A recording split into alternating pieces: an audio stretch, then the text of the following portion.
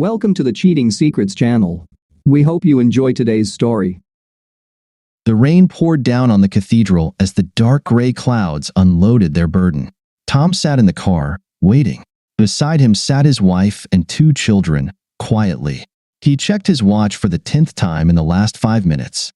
He stared again through the tinted window at the crowd gathered at the main entrance.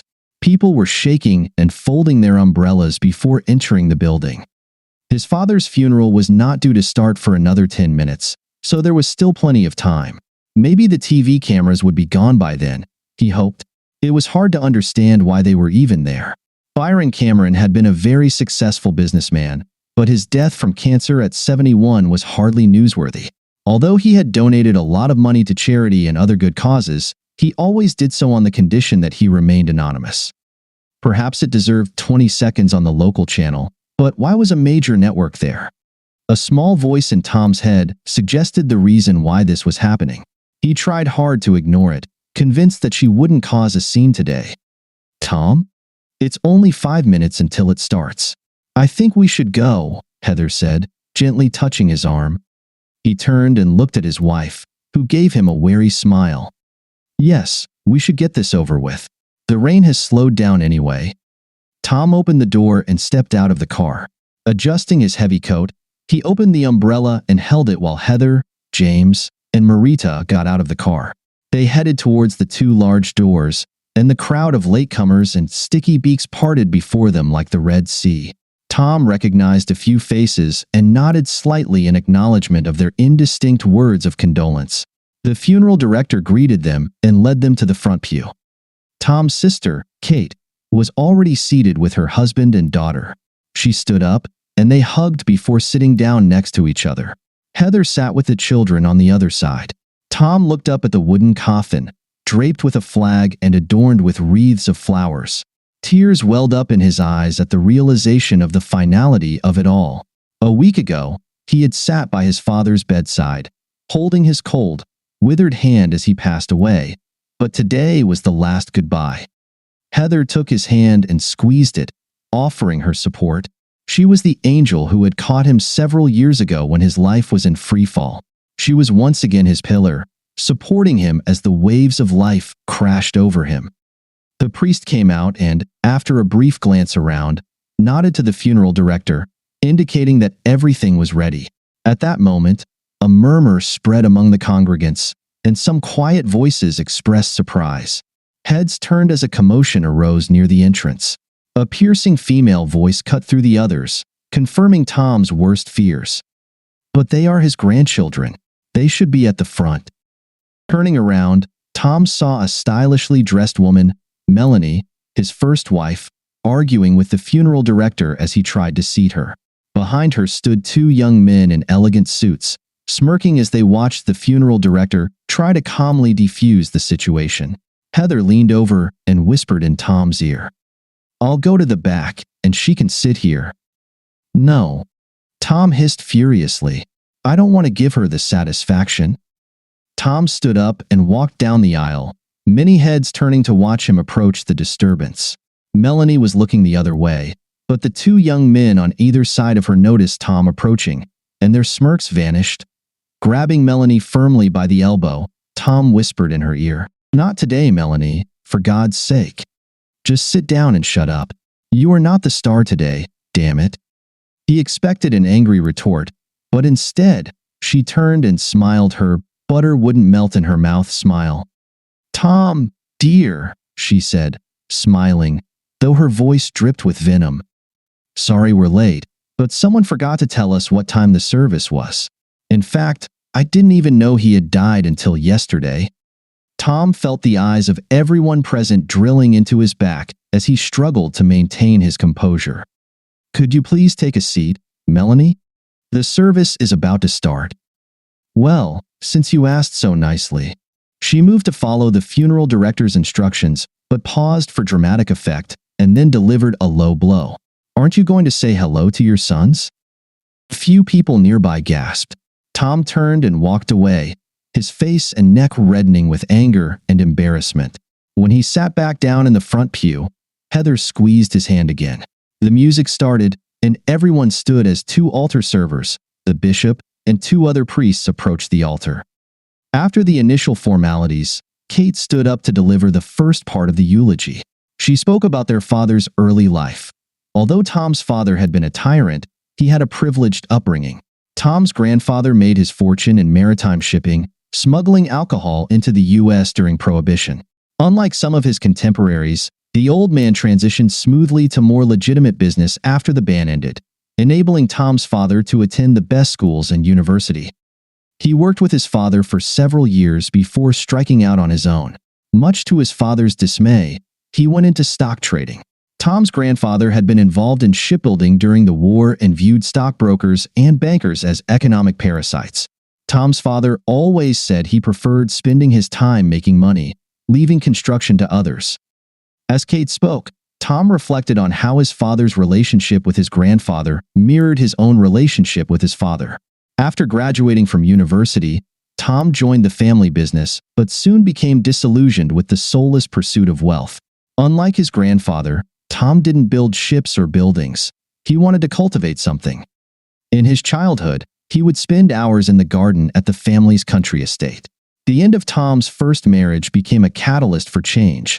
His father's anger was somewhat mitigated by the fact that Kate started working at the firm and showed more business acumen than Tom. With the help of family money, Tom bought a vineyard in Napa Valley. 5 years later, having earned a degree in viticulture and enology and having built a new winery, he capitalized on the wine boom. Quickly gaining a reputation as a producer of high-quality wine, Tom became highly influential in expanding the U.S. wine market.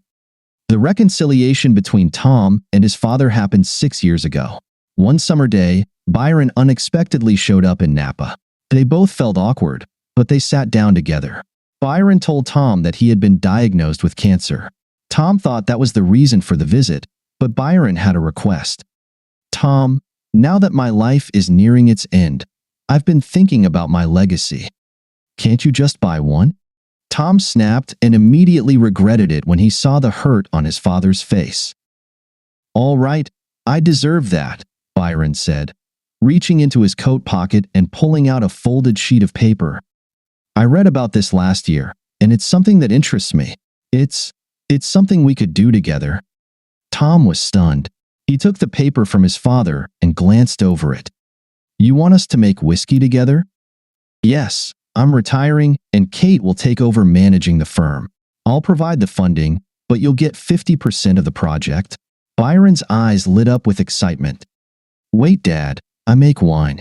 I don't know anything about whiskey. I rarely even drink it." Byron paused and studied his son's face. "Tom, I know I haven't been the best father, but I've been following your success here, and I'm proud of you and what you've accomplished. I know you can do this." He ran his hand over his face, hiding the tears that welled up.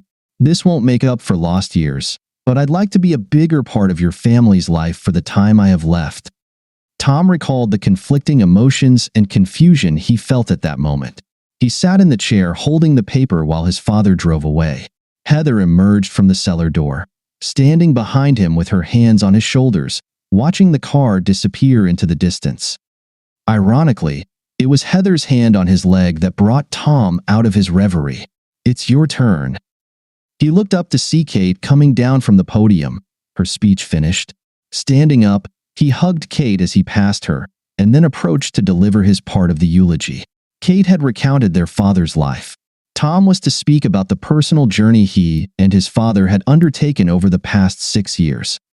He briefly touched on their difficulties, then spoke of the joy that restoring their relationship had brought him.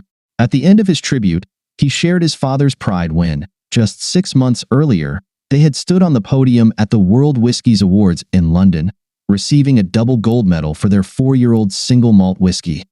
Not a small feat, especially considering they had decided to base their production in one of the new world whiskey outposts, Tasmania, Australia. Tears streamed down his face as he placed a bottle of whiskey on the coffin, a special edition of their latest single malt from the Byron series. The rest of the service was filled with hymns and readings, and it was a blessed relief when the pallbearers lifted the coffin and began carrying it out of the church. Kate and Tom, along with their spouses and children, followed. As they passed the row of seats where Melanie was sitting, Tom saw her dabbing her eyes with a tissue. Outside, Tom wanted to get into the car with his family and head straight to the airport to return to Australia. However, he knew what was expected of him, so they stayed and accepted handshakes and hugs from relatives and friends. The local media had already left, but the OV television company van was still parked across the road. This puzzled Tom until he saw the back door open, and a cameraman and sound technician rushed out and hurried across the street.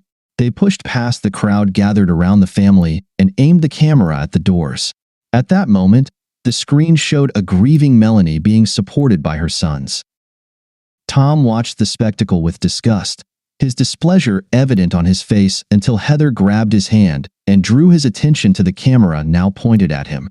The intrusion into this solemn event irritated him even more. That was the final straw for Tom. He seated his wife and children in the car and headed to the wake. It was a private event, so he felt safer. He mingled with uncles and cousins and even found himself enjoying the company until he spotted Melanie in a heated conversation with his sister in the crowded hall. By the time Tom made his way through the crowd to the other side, Melanie was gone. "What was that about?" he asked Kate. "She wanted to know when we would be reading Dad's will." "And what does that have to do with her?" "Don't worry, I told her she doesn't need to be present." "And that's why she got angry?" "Yes, I think so, but she seemed almost pleased about being excluded." "She's up to something," Tom was sure of it. He didn't know what, but he suspected they would find out soon enough. The reading of the will indeed took place the next day. It was essentially a formality since Byron had already divided his assets between his two children. There were special bequests to some longtime employees and a few charitable organizations, but that was all. Since they were in the U.S., Heather wanted to spend some time with her family, so they went to California. The following week, they were packing to return to Tasmania when Tom's phone rang. It was Kate. "We have a problem." "Melanie?" he guessed. "Yes, we placed an ad in the paper asking any creditors to contact the lawyers if they had outstanding claims against Dad, and it came through the next day," she explained. "Why did you do that?" "It's a legal requirement before you can finalize the inheritance. Anyway, we received a notice of intent to contest the will from Melanie's lawyers on behalf of her sons." "Crap," Tom muttered. "Well, they are Dad's grandsons." "That was part of the divorce agreement. No further contact, correspondence, or money," he argued. "That applies to Melanie, not to your sons." The word "your" made Tom feel sick. "Are you okay?" Kate asked. "Yeah, what's next?" "They want a meeting, so it's scheduled for next Tuesday at our office at 2 p.m. Judges like it when parties try to settle before going to court. Can you fly in?" Tom paused, thinking about it. Heather would like to stay longer, so a few more days wouldn't hurt. "Yeah, I'll be there. What is this meeting about?" "They're hoping for a settlement. Can you arrive on Monday? We can discuss the figure." "Screw them," Tom interjected, using Australian slang to express his displeasure. "We're not giving them anything." Kate and Tom talked for another 5 minutes as she tried to persuade him to compromise. Eventually, they agreed to leave the discussion until the following Monday. After the call, Tom informed an excited Heather that they would be spending another week in the state. She wasn't thrilled to learn that Tom would be returning to New York the next week. He explained the situation, and Heather sided with Kate, saying they should just give Melanie some money to make her go away. Trying to put it out of his mind, he stayed in California with Heather and the kids. He mostly succeeded until Friday evening when Kate called again. "Are you near a TV?" she asked. "Yes, why?" Tom replied. "Turn it to Channel 6. There's a current events show on that will interest you." Tom turned on the TV just as a commercial break ended. The host was introducing a segment with a large photo of a crying Melanie at the church doors behind her. "Today we have a special segment about one of our own." NBC television host and talk show personality Melanie Shriver smiles brightly and laughs easily, but behind this mask hides a gaping wound that haunts her to this day.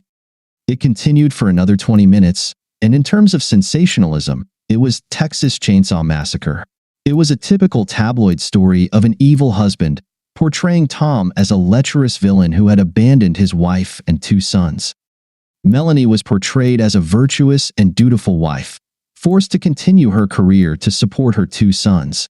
Eventually, it became too much for her, as her abandoned sons were disinherited by their wealthy grandfather.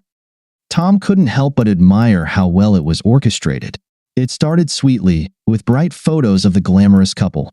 Tom, a young stockbroker from a wealthy family, and Melanie, a stunning weather presenter. Then came photos of the young couple playing with their children, followed by tearful interviews with Melanie and her sons, describing the cruel treatment by their former husband and father. Finally, there were funeral photos showing a grief-stricken Melanie being helped down the steps, concluding with a close-up of Tom's angry face. The last word went to the host, who informed the viewers that Melanie planned to fight for her son's inheritance rights in court and that everyone at the channel wished her well. Tom was already sitting down, and when the show cut to a commercial break, he had to consciously unclench his jaw because his teeth hurt. Heather sat in a nearby chair, staring at the screen. Tom turned off the TV and leaned back in his chair with a growl. "That's a bit different from your version of events." Heather raised her eyebrows, demanding an explanation. "It was a fantasy, stitched together with half-truths and outright lies." "You just left one day and never came back?"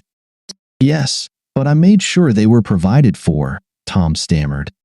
"And when are you planning to leave me?" "Oh, come on, Heather. That's ridiculous." "Why is it ridiculous?" Heather stood up. "They aren't even your children," she shouted, pointing to the room where James and Marita were sleeping. He lowered his head and ran his fingers through his hair, then looked Heather in the eyes again. "Please sit down," he said. She remained standing. "Please. I'm about to tell you something that, until a little over a week ago, only 2 people on this earth knew, and today only one knows." Tom took a deep breath and exhaled before continuing. "I am not the father of Melanie's 2 children." "What? Why am I only hearing this now?" "Because being a cuckold for 5 years isn't something I'm proud of," Tom sighed. "So you knew she was sleeping with someone else?" "No, I only found out a week before I left." Tom could see that Heather was still skeptical. "All right, let me explain. Melanie's second son, Tom Jr., was 6 months old. She was about to return to work as the host of the morning show on NBC. For the past 2 months, she had been working out like crazy to get back in shape before appearing on camera again. The night before her first morning back on air, she bluntly told me that Tom Jr. was the last child she intended to have, and I should get a vasectomy as soon as possible. I thought she was joking, but she said there would be no sex until I was sterilized. She was worried that another pregnancy might mean the end of her television career. I didn't want to do it because I was still young, but thinking our marriage would last a lifetime, I made an appointment for the following week. Dr. Nelson was also surprised by my request, but after a few questions, he understood that I was determined. I filled out the paperwork, and he scheduled me at the nearest day clinic for the next Friday. On my way out, he handed me a sample jar and directed me to a room next to the restroom. He needed a sample of my sperm for analysis to compare with another sample taken afterward. I followed his instructions and went home to tell Melanie that I had arranged everything. She was thrilled and promised a fireworks show in the bedroom once I was declared safe. The next Friday, with some trepidation, I donned a surgical gown at the day surgery clinic when Dr. Nelson entered the room. He told me that something had come up and he couldn't perform the operation that day. He said he needed to talk to me again and asked me to come to his office on Saturday morning. With even greater apprehension, I went to see the doctor the next morning. I had to call him to let me in since there was no secretary in the reception area. Once in his office, I sat down and, judging by his nervous demeanor, I knew the news wouldn't be good. He told me there was no point in performing the vasectomy because I was already infertile. I was stunned, considering I had 2 children, but he showed me the results of analysis. It wasn't that the sperm count was low or that the sperm were deformed. There were simply no sperm at all. He asked if I had any accidents after my wife got pregnant the second time. I couldn't remember anything, and he assured me it would take a serious injury to stop my testicles from working. I insisted it was a mistake, and to calm me, he said to come back on Monday and provide another sample. Melanie was going away for the weekend and the following week. The morning show was broadcasting from Hawaii, so all the hosts flew out early. The whole week, I was on edge, scrutinizing the boys, trying to find any resemblance, something I could claim, something that would make them mine. On Monday, I gave another sample, and on Friday, I returned for the results. There was no mistake. I was sterile. The boys couldn't be mine. Melanie flew back that same day, and I ran away. It took 3 days for my father to find me, drunk in a filthy room at a rundown motel. I told him what had happened, and we divorced Melanie. I hoped that would be the end of the story. Didn't you want to punish her? You paid for the boys' private school tuition. Why the hell did you do that? Why didn't you paint a scarlet letter on her forehead and parade her through Central Park in June? Oh, I wanted to. I wanted to do that and more. But I didn't want to be known as the eunuch whose wife slept with others. I was 27. I didn't want to be a laughing stock. Tom lowered his head again, and Heather came over and sat beside him. Why didn't you tell me this before? She asked quietly, placing a hand on Tom's shoulder. It was too difficult. It was easier to just say I got divorced and had a vasectomy. Well, now it's all coming back to haunt you. Melanie must be really upset with you. Now, yes. Back then, no. Don't believe that sob story you just saw. I think she was relieved when we divorced. She certainly never tried to talk me out of it. All she cared about was how much she'd get. Heather sighed. So what are you going to do? Do you have the guts to tell the whole world you're infertile? Her comment was joking but still had a touch of bitterness. Yes, this time I won't hide. If you want to know, I'm looking forward to it. Do you want me to go with you for moral support? No, you stay with your family. Who knows when we'll get another chance to come back here? Tom felt miserable and looked at. Come on, you sad sack, let's go to bed. You could use a good night's sleep. The next day, they headed back to Heather's parents' house to inform them of their change of plans. As soon as they arrived, Tom realized that his in-laws had also watched the television show. Once the children were in the pool, he explained to them that the story was false. Tom didn't go into details, but Heather supported him, and the tension dissipated. On Sunday evening, on the flight back to New York, Tom pondered what to do. It would all end quickly once he explained that the children weren't his. He suspected he would need irrefutable proof. He hoped that Dr. Nelson was still around and that they could get his old medical records. At the airport, Kate's driver met him, as she was busy with a political fundraiser.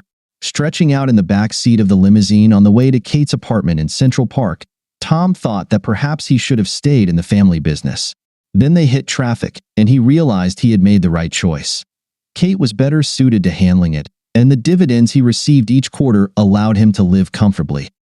The next morning, Tom met Kate at the breakfast table. She was dressed for work, sipping coffee and reading the newspaper. He was about to share his little secret with her, but she stopped him. House rules, Tom. No work talk at home, only at the office. Fair enough, Tom replied, pleased to postpone the conversation.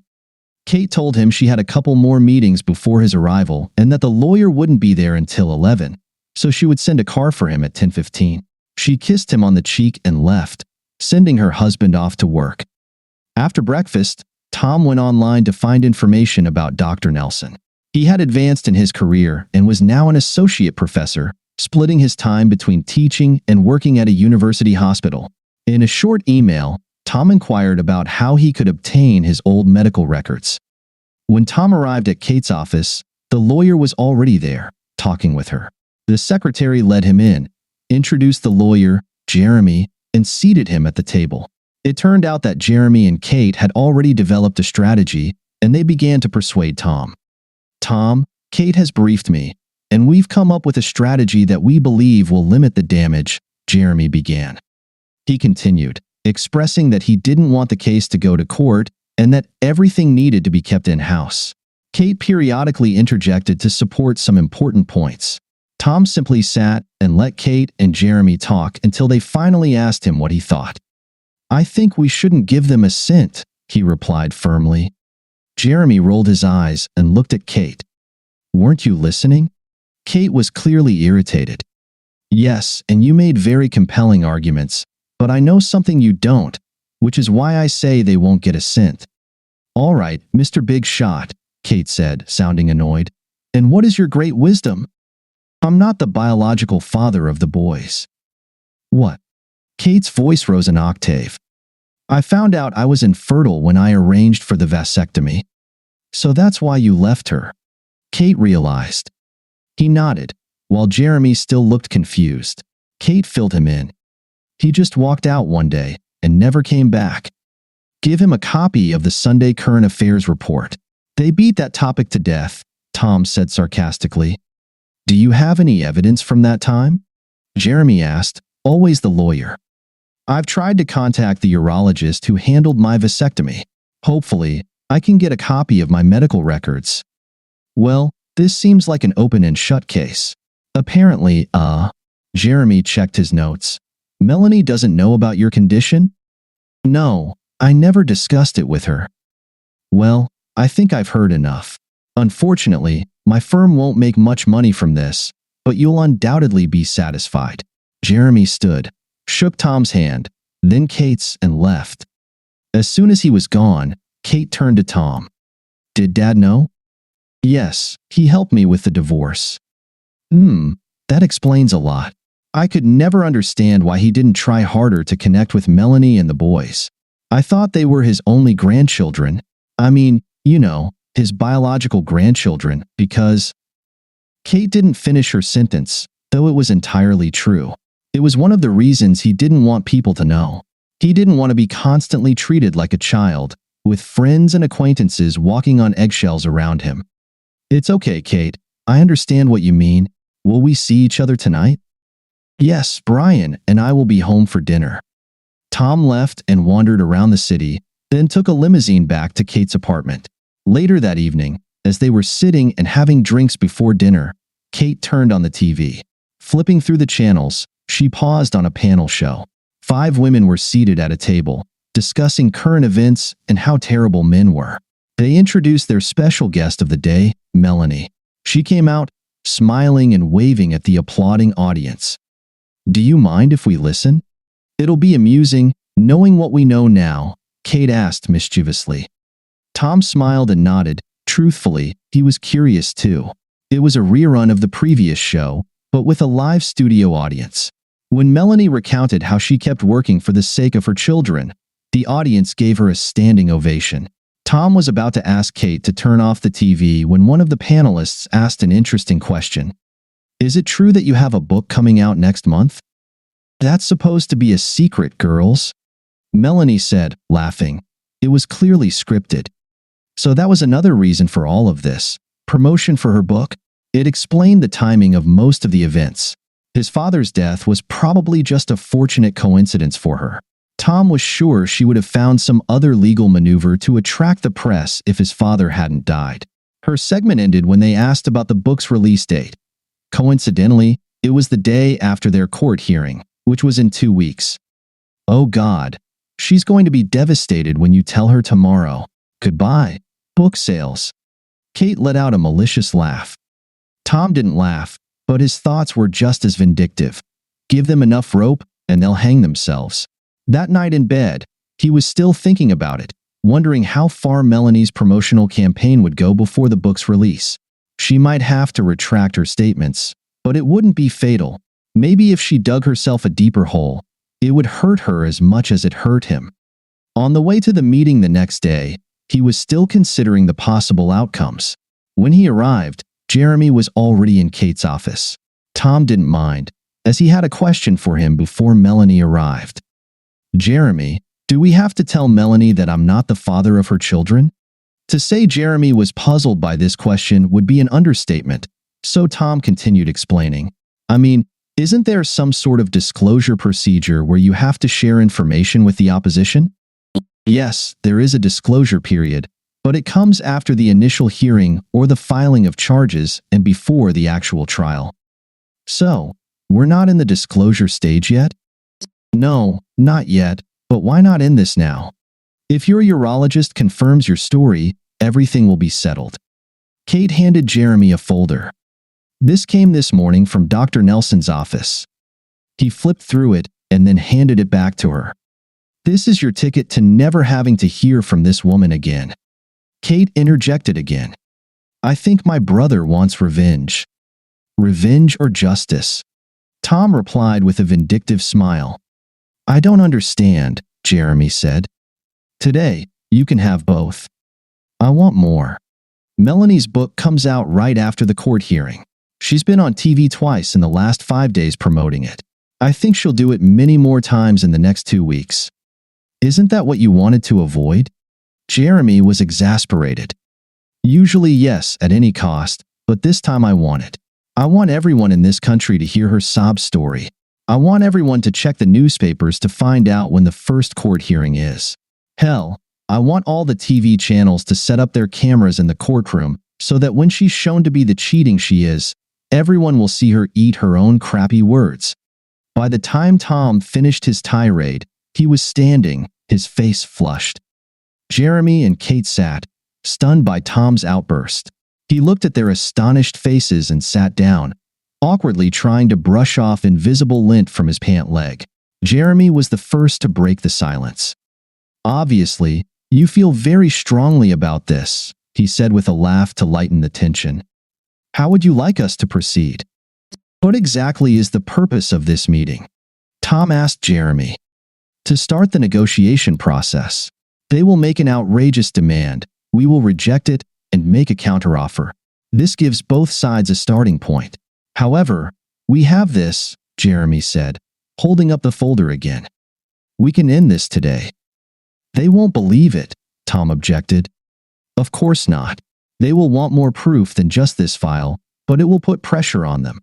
They will come in here confident in the validity of their claims, but this file means they are standing on shaky ground and will need to rethink their strategy." Tom thought for a moment before speaking again. "Is it okay if I take the lead today?" Jeremy glanced at Kate, who gave a slight nod, and Jeremy agreed. They entered the meeting room and took their seats on one side of the table. Tom sat with Kate on his left and Jeremy on his right. The secretary brought in coffee and informed them that Melanie and her 2 lawyers were in the hallway and on their way up. When Melanie and her lawyers were escorted through the door, Tom and the others stood and exchanged greetings. Jeremy evidently knew the other lawyers and introduced them himself. Melanie needed no introduction. Tom was struck by how little she had changed. Her face seemed frozen in time. While her face showed no wrinkles or blemishes, her neck and the backs of her hands betrayed her age. And when she smiled, only her mouth moved, while her forehead and eyes remained still. Clearly, like many people in the media and increasingly in everyday life, she was getting Botox injections. Her breasts were still high on her chest and seemed to have grown. Below them was a slim waist, followed by curvaceous hips, which had always been her weak spot. The photos from our last family vacation, which had been all over the TV screens, told only part of the story of those 10 days. They were taken on the first day. On the second day, Melanie checked into a private clinic for liposuction and a tummy tuck to shed the extra pounds from her second pregnancy. For the rest of the time, Tom and the boys swam, snorkeled, rode jet skis, and visited theme parks. Melanie joined them for lunch on the last day before their flight home. Tom watched as Melanie sat down at the table, a smirk playing on his lips as he recalled a comment made by a guest after a whiskey tasting at the distillery. It was shortly after Joan Rivers' death, the American comedic actress, and the guest had wondered aloud whether she would be buried, cremated, or recycled. Looking at Melanie's various enhancements, Tom thought that she might one day face a similar decision. Once everyone was seated and the guests declined coffee, Tom took charge by asking what they wanted. One of Melanie's lawyers pulled a stack of documents from his briefcase and handed 3 copies to Tom, Kate, and Jeremy.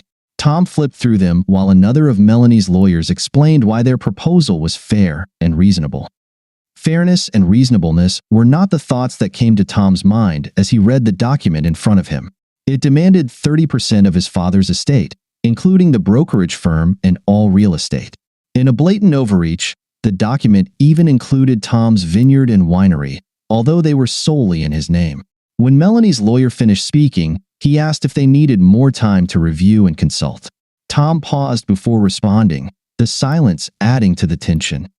"No, I think you've explained your proposal thoroughly. He paused again, then quickly flipped through the pages as if rereading them. Are you sure you don't want some coffee? He asked, looking at the documents in front of him. They declined again, so Tom rearranged the documents and placed them back on the table. I'm sorry you won't accept our offer of coffee because that's the only thing you'll be leaving this office with. This woman got the last dollar she could from this family when we signed the divorce papers. What a waste of time, Melanie exploded. I couldn't agree more, Tom taunted, leaning back in his chair with a smirk. You won't be laughing when I drag you and your family's name through the mud. Last Sunday was just a warm-up, and by the time the first court hearing comes around, you'll rank between O.J. Simpson and Charles Manson on the list of America's most hated people. One of Melanie's lawyers restrained her while the other helped guide her out the door. They managed to get her out, but her mouth kept running. To hell with you, Tom, to hell with your whole family and all of you. The next time I'm here, I'll own your asses. Tom kept smiling, feeling triumphant inside. He had stirred the hornet's nest and gotten exactly the reaction he wanted. Well, that was thrilling. Kate's irony expressed her disgust. I thoroughly enjoyed it, Tom replied, still grinning like a cat that got the cream. Enjoyed isn't the word I would use, Jeremy said quietly. So, what's next? Sit back and relax. I'm heading back to Australia. Jeremy, if you can contact Dr. Nelson and get a copy of my medical records, I think we'll have everything we need. Tom pushed back his chair, preparing to leave, when Kate put a hand on his shoulder. This is going to be ugly, Tom. Don't underestimate her power. I know, Kate. I'm a big boy. I can handle it. I'm not worried about you. For the first time, Tom paused and considered how this might affect Kate. I'm sorry, Kate. As long as you know what you're doing. Tom left and headed straight to the airport to fly back to Heather and the kids in California. He eagerly anticipated reuniting with them, but Heather's expression in the arrivals hall quickly shattered his bravado. She allowed him to peck her on the cheek, then turned and headed to the car. Once in the car, she let him have it with both barrels. She wanted to know, quite reasonably, why he hadn't finished the matter. Tom didn't know how she found out until Heather explained that Melanie was on TV again. Apparently, Melanie must have gone straight from Kate's office to the studio. Tom explained his reasons, and Heather calmed down, though she wasn't entirely satisfied with his arguments. The desire for revenge seemed childish to her. In the end, it would only bring more misery. Tom was okay with that, as long as he didn't think so himself. Back in Australia, Tom focused on blending batches for the latest whiskey release. This was the part of the job he enjoyed most. Samples from 3-year-old barrels were tasted, and he noted the individual characteristics of each. Then the real fun began, blending small amounts of whiskey from different barrels in various proportions to find the perfect combination. Often, he lost track of time, immersing himself in the pursuit of perfection. More than once, Heather had come to the distillery, worried about why he wasn't home yet at 9 in the evening. It was a blessing to be so busy because, although he was halfway around the world from his problems in the US, the global nature of the media meant they were still at his doorstep. During the first week, Kate kept him updated on Melanie's activities, describing her as a walking advertisement. Melanie traveled across America, giving interviews to newspapers, radio, TV, and magazines. A friend of Kate's, who had considerable influence in the publishing world, told her that the buzz Melanie was creating was driving pre-orders for her book. The initial print run was set for 20,000 copies, but now it was 10 times that amount. An equal number of people had signed up to receive the e-book version 1 minute after midnight on the night of the hearings. In the second week, the inevitable happened. The local media realized they had a juicy global story right on their doorstep. An interview request came in, which Tom declined. A couple of days later, he was called up from the depths of the cellar to the tasting room.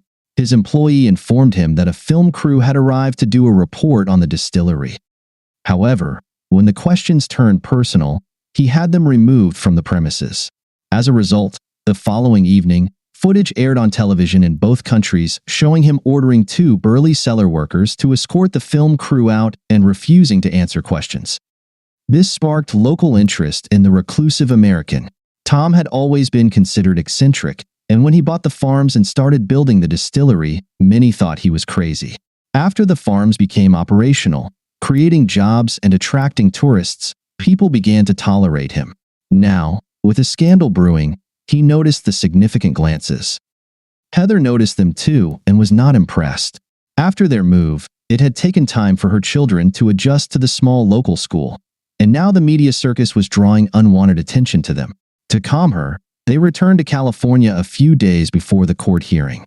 They had friends in Napa Valley, making it a good place to hide. Tom's arrival at the New York airport signaled that the circus had come to town. As he walked through the gates, 2 TV cameras turned towards him, their bright lights momentarily blinding him. Fortunately, Kate and Jeremy were there, and they ushered him through the throng of microphones and shouted questions to the waiting car. Jeremy paused before getting into the car and stated that there would be no comments until the hearing the next day. Kate was not happy. It had been like this all week. Reporters were stationed outside her home and office. Even her pleas that Tom wasn't there and that she had nothing to say were ignored. "Well, you got what you wanted," she said bitterly to Tom. "It wasn't just about me," Tom reminded her. "At least we know that tomorrow it will all be over and Melanie will get far more than she bargained for." They left the reporters outside Kate's house and didn't venture out again that evening. The next morning, Kate left early for work, while Tom lingered around the apartment. The hearing wasn't until 2 p.m. At 1 p.m., he stepped out the front door to find no reporters waiting. A taxi was waiting at the curb. It dropped Tom off a block away from the courthouse. As he approached the building, Tom saw a crowd of reporters aiming their microphones at 3 figures standing on the steps. Melanie stood a step higher and behind her 2 sons. She had her hand on both boys' shoulders, continuing her narrative of sacrifice and selflessness. "Today, I am here only to seek a fair share of my son's birthright, so cruelly taken from them by this man." She pointed at Tom, who was trying to discreetly make his way up the steps to the building entrance. Melanie's malicious smile mocked him as he fended off reporters' questions, firmly repeating, "No comment." Inside, Kate and Jeremy were waiting for him. They beckoned him to follow them into one of the courtrooms. The court was already in session. The female judge was reprimanding a lawyer for being unprepared. Jeremy led them to a row of seats, and they sat down to wait for their case to be called. The courtroom was nearly empty, but as the hearing time approached, it began to fill up. By the time the judge spared the young lawyer from further embarrassment and dismissed his appeal, there wasn't an empty seat left. The court clerk waited for the previous participants to leave and then called the parties for Cameron versus Cameron to step forward. Jeremy, Tom, and Kate walked to the table as directed by the clerk and sat down, but there was no sign of Melanie. The clerk made another call. The courtroom door opened, and Melanie walked in. Fashionably late, she knew all eyes were on her. As soon as Melanie, her 2 sons, and her 2 lawyers took their seats, the judge banged the gavel to silence the murmuring spectators. "Quiet, quiet," the judge commanded. She looked over her glasses at those few who were slow to follow her instructions. Once silence was established, she reviewed her notes and began. "So, Mr. Wilson is representing the plaintiffs, Charles and Edward Cameron?" Melanie's lead attorney stood and confirmed this. "And Mr. McDonald is representing the defendants, Thomas and Kate Cameron?" Jeremy joined Mr. Wilson in confirming the judge's statement. "Okay, it says here that mediation was attempted but was unsuccessful?" The judge looked at the attorneys, who both nodded. "Very well, Mr. Wilson. You have 5 minutes to briefly outline the reasons for contesting the will." Melanie's lawyer took about 3 minutes to present his arguments. The judge commended him for his brevity, but then he made an unusual request. "Your Honor, I request the court's indulgence and ask that my client's mother, Mrs. Shriver, be allowed to make a brief statement." The judge rolled her eyes. "Mr. Wilson, I would have thought she'd had enough of making statements." The courtroom chuckled, but it was quickly silenced by another stern look from the judge. "Very well, Mrs. Shriver, but please follow your lawyer's example and be brief and to the point." Melanie stood and repeated her tale of woe. while Tom struggled with the urge to jump up and tell her to shut up. Once she finished, the judge, stating that she believed the evidence was sufficient to warrant a trial, asked Melanie's lawyer how much time he thought he would need to present his case. Half a day was deemed sufficient, so the judge instructed her clerk to find a spot in the court calendar for a one-day trial. Turning her attention to Jeremy, the judge asked if he had any objections to conducting the trial in a single day. Jeremy stood up slowly and began his opening remarks. "Your Honor, if the court grants us 5 minutes, we can conclude this matter today." A murmur of surprise swept through the room, and the judge had to bang her gavel again to restore order. "Apologies, Mr. McDonald. I should have asked you earlier. Up until today, this has been a very one-sided debate," the judge said, undoubtedly referring to Melanie's media blitz. "Proceed, Mr. McDonald. You have 5 minutes." "Thank you, Your Honor." Jeremy paused and picked up 3 copies of Tom's medical records from Dr. Nelson, the urologist he had consulted for a vasectomy. "I would like to present Thomas Cameron's medical records from Dr. Nelson." Jeremy handed 1 copy to the plaintiffs, another to the court clerk, who then passed it to the judge. Melanie's lawyer sprang to his feet. "Objection, Your Honor. We have not had the opportunity to verify the contents of this file." "Objection noted and overruled, Mr. Wilson. You will have ample opportunity to scrutinize it before any trial begins. Continue, Mr. McDonald. You have piqued my interest." "Your Honor, Thomas Cameron never underwent a vasectomy because Dr. Nelson discovered that he was already infertile." Chaos ensued. Gasps echoed from the gallery, and reporters dashed to the doors, eager to break the latest twist in the story. Charles and Edward turned to their mother, as did everyone else in the room. But this time, Melanie did not welcome the attention. Mr. Wilson sprang to his feet, shouting objections, while the judge banged her gavel, trying to restore order. Once calm was restored, the judge warned that any further outbursts would result in her leaving the courtroom. Both attorneys were still standing, and she first addressed Mr. Wilson. "Mr. Wilson, you may sit down. I didn't hear your objection, but it can wait. You might want to take a moment to speak with your client's mother." Melanie's lawyer sank heavily into his seat and opened the folder Jeremy had handed him. "Mr. McDonald, you are full of surprises. I assume you have more to say?" Jeremy nodded. "Then proceed." "Thank you, Your Honor.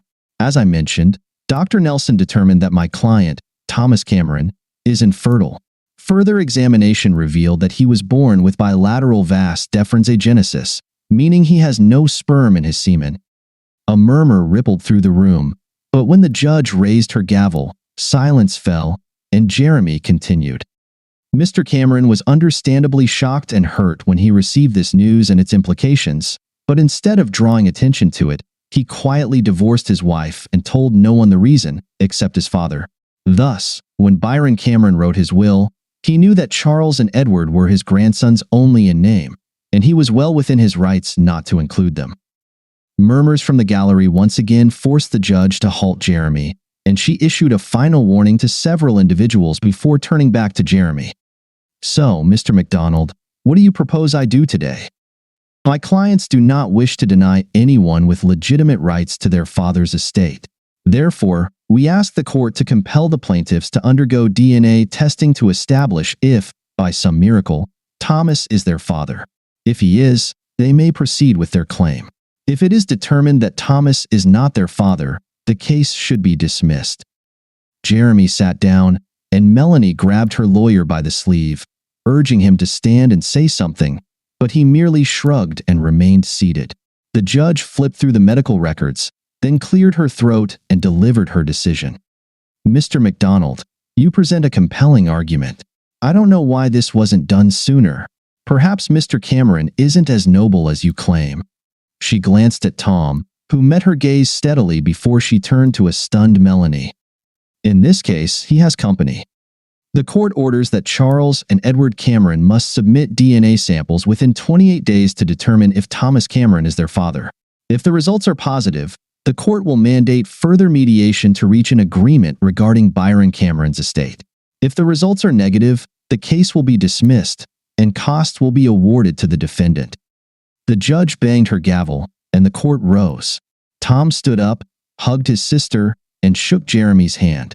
Charles and Edward hurried out of the courtroom, while Melanie's lawyers struggled to pull a crying Melanie out of her chair to make way for the attorneys for the next case on the docket. As Tom walked past, he overheard Melanie complaining to her lawyer. "But he was old," he said. "He was okay. I just wanted a break." Tom froze as the meaning of her words hit him. He realized who the real father of the boys was. "What does that mean?"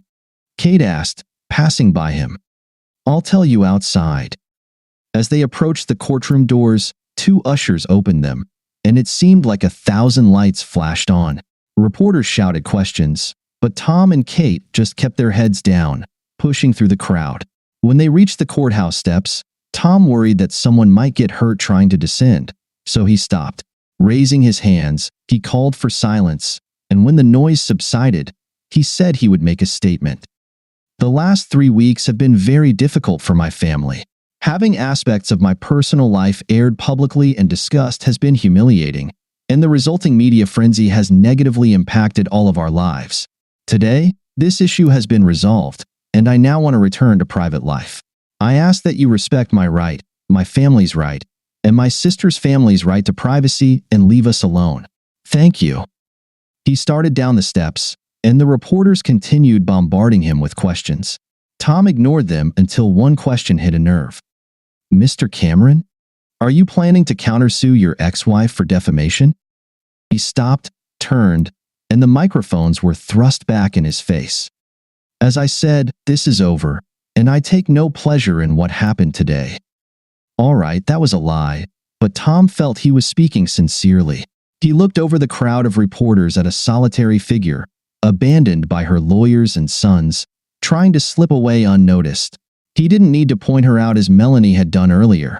The reporters followed his gaze, saw Melanie, and rushed towards her to get her reaction. Distracted, he headed to the car where Kate and Jeremy were waiting. On the back seat, Kate had opened a bottle of champagne, but Tom didn't feel like celebrating. He just wanted to go home. For the first time, Tasmania felt like home to him. Maybe one day he would become an Australian. Of course, to the locals, he'd always be a septic. Kate pulled his hand, bringing him back to the present. "So what was Melanie talking about when we were leaving?" "I think I know who Charles and Edward's father is.